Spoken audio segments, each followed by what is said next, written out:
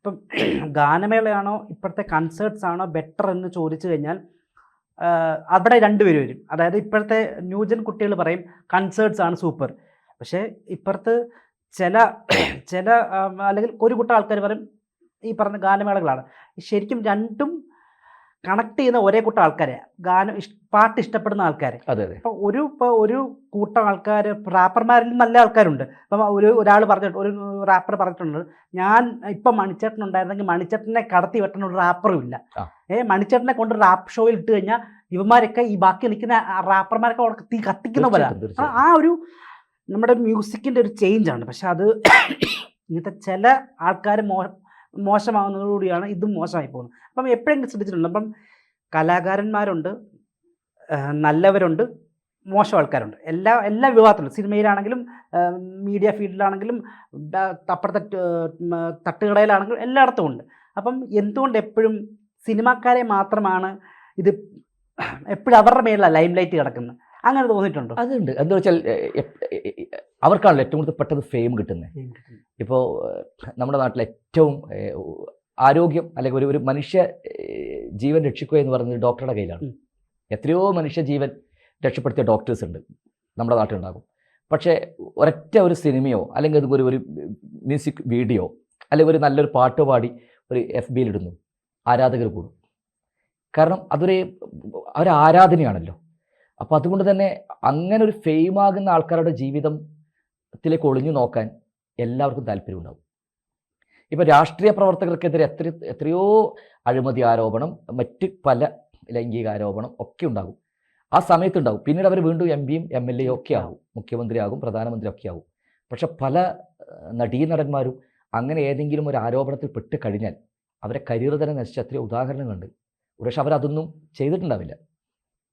പക്ഷെ അവർക്കെതിരെ ഒരു ആരോപണം ഉന്നയിച്ചു കഴിഞ്ഞാൽ എക്കാലവും അവൻ ജനങ്ങളുടെ മുമ്പിൽ, കാരണം അവൻ എന്നെ സ്ക്രീനിൽ കാണാൻ ആഗ്രഹിക്കുന്ന അങ്ങനെയാണ്, മറ്റുള്ളവരെ കാണുന്നില്ല. അതാണ് രണ്ടും. അപ്പോൾ അതുകൊണ്ട് തന്നെ നമ്മൾ വളരെ കലാകാരന്മാർ ഇനിയുള്ള കാലത്ത്, കാരണം ഒരുപാട് മൂന്നാം കണ്ണുകൾ നമുക്ക് ചുറ്റുമുണ്ട്, പണ്ടില്ല. ഈ മൂന്നാം കണ്ണുകൾ ചുറ്റുമുള്ളത് കൊണ്ട് തന്നെ നമ്മുടെ ജീവിതത്തിലേക്ക് ഒരുപാട് ക്യാമറകൾ തുറന്നു വെച്ചിട്ടുണ്ട്. പ്രത്യേകിച്ച് പണ്ടൊക്കെ നമ്മൾ മറ്റ് പുറം രാജ്യങ്ങളിൽ മാത്രമാണ് പാപ്പരസികൾ എന്നൊക്കെ കേട്ടിട്ടുള്ളത്. ഇന്ന് നമ്മുടെ ഇവിടെ പോലും, ഇപ്പോൾ കൊച്ചിയിൽ പോലും ഒരു ഫംഗ്ഷൻ നടക്കുമ്പോൾ ഒരു നടിക്കോ അല്ല ഒരു നടനോ ഒരു സംവിധായകനോ ഒന്നും ശരിക്കും നടന്നു പോകാൻ പോലും പറ്റൂല. എവിടേക്കാണ് നിങ്ങളുടെ ക്യാമറ സൂം ചെയ്യുന്നത് എന്നുള്ളത് ഒരുപക്ഷെ സ്വകാര്യം പറയുന്നതായിരിക്കാം. മനുഷ്യന്മാരാണ്, പരസ്പരം പല കാര്യങ്ങളും സംസാരിക്കുക. പല ആർട്ടിസ്റ്റുകളും പറഞ്ഞിട്ടുണ്ട്, നമുക്കിവിടെ ഇവരുടെ അടുത്ത് നോ പറയുമ്പോൾ ഞങ്ങൾ ഓൺലൈൻ മീഡിയ ആണെന്ന് പറയുന്ന ഒരു വിഭാഗം ആൾക്കാരുണ്ട്. അതുപോലെ തന്നെ ഇവരെ ഇഷ്ടപ്പെടുന്ന ആൾക്കാരും ഉണ്ട് ആർട്ടിസ്റ്റിൽ. അതിലാണ് എപ്പോഴും എന്താണെന്ന് പറഞ്ഞാൽ, നമ്മൾ പ്രത്യേകിച്ച് പുതിയ കാലത്ത് നമ്മൾ എങ്ങനെ ലൈവായിട്ട് നിൽക്കുന്നത്, നമ്മളെ ജനങ്ങളെ കാണിക്കേണ്ടത് ഇത് തന്നെയാണ്. പക്ഷെ അതേപോലെ തന്നെ നമ്മൾ പണ്ട് മഞ്ഞപ്പത്രം എന്ന് പറഞ്ഞ പോലെ തന്നെ നല്ല പത്രമുണ്ട്, മഞ്ഞപ്പത്രം ഉണ്ടായിരുന്നു. മഞ്ഞപ്പത്രം ഏറ്റവും കൂടുതൽ വിറ്റഴിക്കപ്പെടൽ പലപ്പോഴും അതിൻ്റെ ക്യാപ്ഷൻ മാത്രം വിളിച്ചു പറഞ്ഞിട്ടാണ്. കാരണം നമ്മളൊക്കെ ബസ് യാത്ര ചെയ്ത ആൾക്കാർ എത്രയോ വർഷം. അപ്പോൾ വൈകുന്നേരങ്ങളിൽ ലേറ്റസ്റ്റ്, മക്തബ്, അങ്ങനെ ഒരുപാട് ഉത്തരദേശം ഇങ്ങനെയുള്ള പത്രങ്ങളുണ്ടാകും. നമ്മൾ അത്ഭുതപ്പെട്ടു പോകും അദ്ദേഹം വിളിച്ചു പറയുന്നത്. ആ വാർത്തയുടെ ചാടി വീഴും. ഞാൻ നേരിട്ട് കണ്ടിട്ടുണ്ട്. പോക്കറ്റിൽ മീൻ വാങ്ങാൻ പറ്റിയ പൈസ ഒക്കെ ഉണ്ടാവും വേണമെങ്കിൽ ആ പൈസ കൊണ്ട് പത്രം വാങ്ങും. പക്ഷെ ഹെഡിങ് മാത്രമേ അത് ഉണ്ടാവുള്ളൂ, താഴേക്ക് പോകുമ്പോഴേക്കും ഒന്നും ഉണ്ടാവില്ല. അതൊരു എന്താ പറയുക, അത് പത്രം വിറ്റഴിക്കപ്പെടാനുള്ളൊരു അന്ന് പോലും.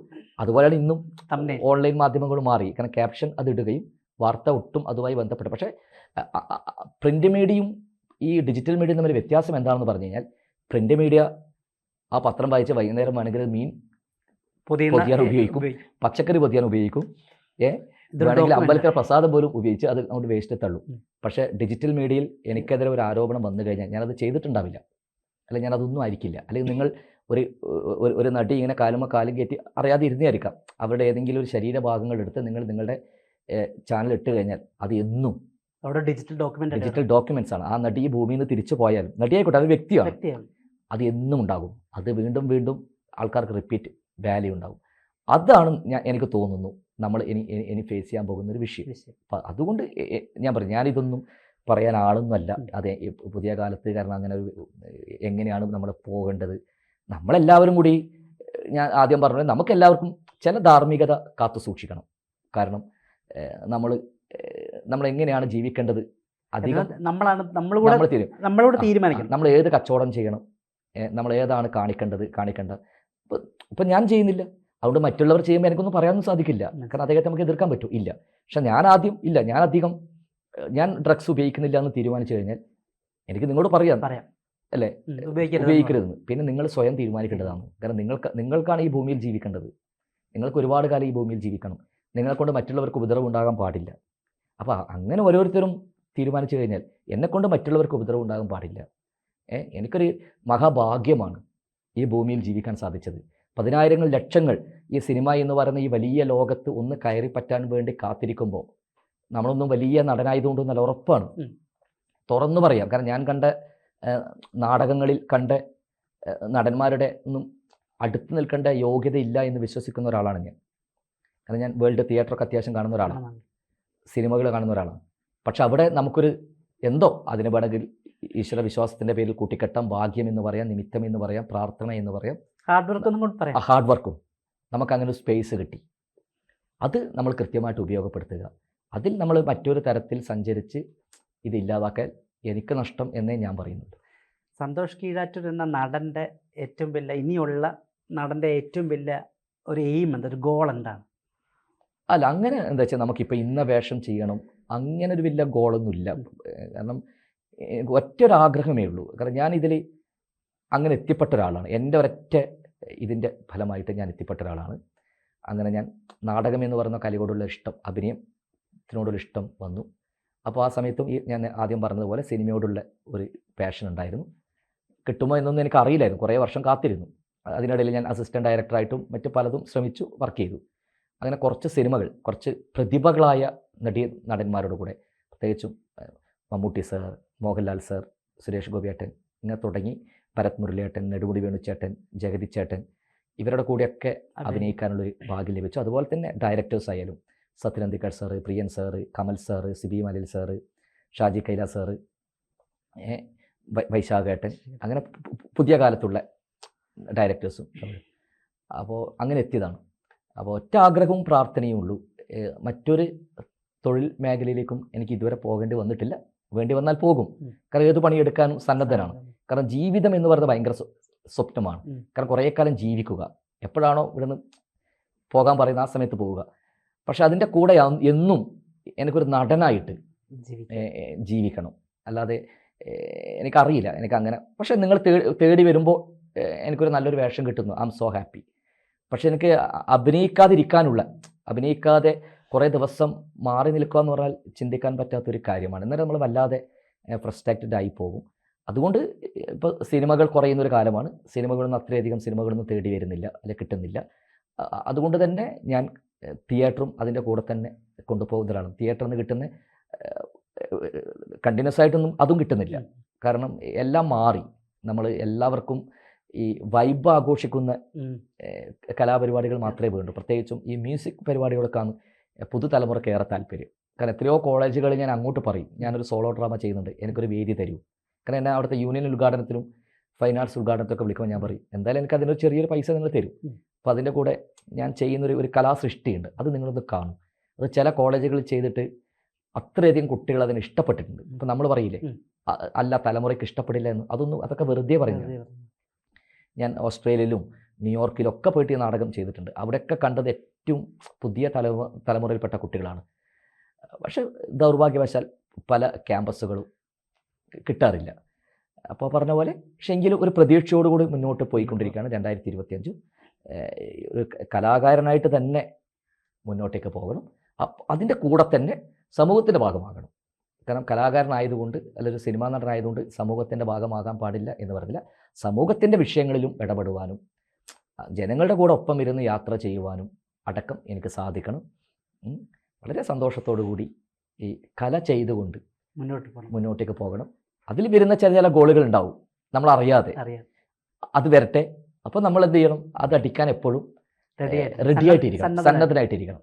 അങ്ങനെ റെഡിയായിട്ട് നമ്മൾ ഇരിക്കുകയാണ്. വരും എല്ലാം പ്രതീക്ഷയാണല്ലോ. വെയിറ്റിംഗ് ഫോർ ഗോദോ എന്ന് പറയുന്നൊരു നാടകമുണ്ട്. അതുപോലെ നമ്മൾ വെയിറ്റ് ചെയ്യണം. കാരണം പ്രതീക്ഷയാണ് വേണ്ടത്. പ്രതീക്ഷയോടുകൂടി ഇരിക്കുക. കാരണം പ്രതീക്ഷ അസ്തമിച്ചു കഴിഞ്ഞാൽ നമ്മൾ ഇല്ലാതായി മാറും അല്ലേ. പക്ഷെ അതിനിടെ നമുക്ക് ഒരുപാട് കാഴ്ചകൾ കാണാനുണ്ട്. ഇപ്പോൾ കഴിഞ്ഞ മാസം എനിക്ക് സിനിമ കിട്ടിയില്ല, പക്ഷേ എൻ്റെ നാട്ടിൽ നിറയെ തെയ്യങ്ങളായിരുന്നു, കളിയാട്ടങ്ങളായിരുന്നു. അത് കാണാൻ പറ്റുക എന്ന് പറയുന്നതിന് മഹാഭാഗ്യമാണ്. ഉത്സവങ്ങൾ കാണാൻ സാധിക്കുക. ഞാൻ പറഞ്ഞില്ലേ, കഴിഞ്ഞ ദിവസം കുറേ കാലങ്ങൾക്ക് ശേഷം ഉത്സവ പറമ്പിൽ പോയിട്ട് ബാലെ കണ്ടു. കാരണം ഞാൻ ബാലയിൽ അഭിനയിച്ച ഒരു ആക്ടറായിരുന്നു. കഴിഞ്ഞ എത്രയോ വർഷങ്ങളായിട്ട് എനിക്കത് കാണാൻ സാധിച്ചിട്ടില്ല. അപ്പോഴാണ് എൻ്റെ നാട്ടിൽ ഉത്സവത്തിൽ ഒരു ബാലെ കളിക്കുന്നു. അതും കലാകാരന്മാരാണ്, അവർ നമ്മൾ ഒരിക്കലും ഇല്ല. അപ്പോൾ അത് നിലത്തിരുന്ന് അത് കാണുമ്പോൾ നമുക്കുണ്ടാകുന്ന ഒരു സന്തോഷമുണ്ട്. കാരണം നമ്മൾ പുരാണങ്ങൾ പഠിച്ചത്, ചരിത്രങ്ങൾ പഠിച്ചതൊക്കെ ഇതുപോലുള്ള കലാസൃഷ്ടിയിൽ നിന്നായിരുന്നു. അല്ലാതെ രാമായണവും മഹാഭാരതവും മുഴുവനും വായിച്ചിട്ടൊന്നല്ല ഇവിടെ എല്ലാവരും പുരാണം പഠിച്ചത്. നാടകങ്ങൾ കണ്ടും കഥാപ്രസംഗം കേട്ടും ഇതുപോലത്തെ കഥകൾ കേട്ടും പിന്നെ കഥകളി കണ്ടും അതിലൊക്കെയാണല്ലോ കൂടുതലും നമ്മൾ ഈ പുരാണങ്ങളും ചരിത്രങ്ങളൊക്കെ നമ്മളെ പഠിപ്പിച്ചിരുന്നത്. അപ്പോൾ അത് കാണാനുള്ള അവസരമുണ്ട്, അത് കാണാൻ ഉപയോഗപ്പെടുത്തുക. പക്ഷെ നമുക്ക് പലപ്പോഴും പുതിയ കാലത്ത് പറ്റുന്നതും അത് കാണാൻ ആളെയില്ല. അതിനൊരു മൂന്നാംകിട കലയായിട്ടോ പുറമ്പോക്കിലേക്ക് മാറ്റുകയാണ്. അവിടെയാണ് എനിക്ക് ഭയങ്കര സങ്കടം തോന്നുന്നത്. കാരണം വിദേശികളൊക്കെ വന്നിട്ട് ഇവിടെ വന്ന് കഥകളി എന്താണ്, ഇവിടുത്തെ കളരി എന്താണെന്ന് അറിയുമ്പോൾ, അല്ല കളിയാട്ടക്കാവുള്ള ആൾക്കാരുണ്ട്, യഥാർത്ഥത്തിൽ തെയ്യം കാണാനൊന്നുമല്ല പോകുന്നത്, എല്ലാവരും വീഡിയോ ഷൂട്ട് ചെയ്യാനാണ്. അതില്ല. അത് ഞാൻ പറഞ്ഞു, ഒരാളുടെ മാനസികാവസ്ഥയായിരിക്കും. അപ്പം നിറയെ കാണുവാനുള്ള അവസരങ്ങൾ നമുക്കുണ്ട്. അപ്പോൾ അതൊക്കെ കണ്ടു തീർക്കുക. അതിനിടയിൽ ഈ പറയുന്ന ചില ഗോളുകൾ വരട്ടെ, നമുക്ക് ശക്തിയോടുകൂടി മുന്നോട്ടേക്ക് അടിക്കാം. അതുകൊണ്ടുകൂടിയാണല്ലോ ഞാൻ നിങ്ങളോട് സംസാരിച്ചുകൊണ്ടിരിക്കുന്നത്. താരങ്ങളാകാൻ ആർക്കും പറ്റും, നടനാകാനും ഒരു മനുഷ്യനാകാനും പറ്റുകയാണ് ഏറ്റവും വലിയ ഒരാൾക്ക് പറ്റാന്ന് തോന്നുന്നുണ്ട്. നല്ല നടനായതുകൊണ്ട് അവർ താരങ്ങളാവുന്നുണ്ട്. അതുകൊണ്ട് നെഗറ്റീവായിട്ട് പറഞ്ഞല്ല, താരങ്ങൾ ഉണ്ടാവണം, താരങ്ങൾ ഉണ്ടായാലേ സിനിമ മുന്നോട്ട് പോകത്തുള്ളൂ. ഞാൻ പറഞ്ഞത് ആർക്ക് വേണമെങ്കിലും താരങ്ങളാകാം. നല്ല നടനും മനുഷ്യനും സാംസ്കാരിക ബോധമുള്ള ഒരാളായി മാറണമെങ്കിൽ നമുക്ക് കുറച്ചുകൂടെ ഒരു കോൺസെൻട്രേറ്റഡ് ബോധം വേണമെന്ന് ചിന്തിക്കുന്ന ഒരാളാണ്. കാരണം പല ആൾക്കാരും പറഞ്ഞു കേട്ടിട്ടുണ്ട്, അതായത് നമുക്ക് എന്താണോ നമ്മുടെ എയിം, ആ എയിമിനെ കോൺസെൻട്രേറ്റ് ചെയ്ത് നമുക്ക് വർക്ക് ചെയ്യാൻ പറ്റിയാലേ നമുക്ക് രണ്ടും ഒരേ സമയം കൊണ്ടുപോകാൻ പറ്റത്തുള്ളൂ. അപ്പം ചേട്ടനോട് സംസാരിക്കുമ്പം ആ ഒരു പ്രതീക്ഷയുണ്ട്. ഈ പറഞ്ഞ സാംസ്കാരികമായിട്ടുള്ളൊരു ഒരു ഒരു ഒരു ഐഡിയ ഉണ്ട്. ചേട്ടൻ്റെ ഒരു തോട്ട് പ്രോസസ്സും ഡിഫറെൻ്റ് ആണ്. ഇപ്പം പറഞ്ഞാൽ ചേട്ടൻ്റെ അതൊരു എല്ലാം കൂടെ മിക്സ്ഡ് ആയിട്ട് ഒരാളുടെ സംസാരിക്കാൻ കിട്ടിയതിൽ ഭയങ്കര സന്തോഷമുണ്ട്. ഇപ്പം പറഞ്ഞാൽ ആഗ്രഹങ്ങൾ എല്ലാം നടക്കട്ടെ, ഇതുപോലെ ഇനിയും മികച്ച ക്യാരക്ടേഴ്സ് ചെയ്തിട്ട് പിന്നെയും നമുക്ക് ഒരുമിച്ച് സംസാരിക്കാനുള്ളൊരു വേദി ഒരുക്കട്ടെ. Thanks load. Thank you so much.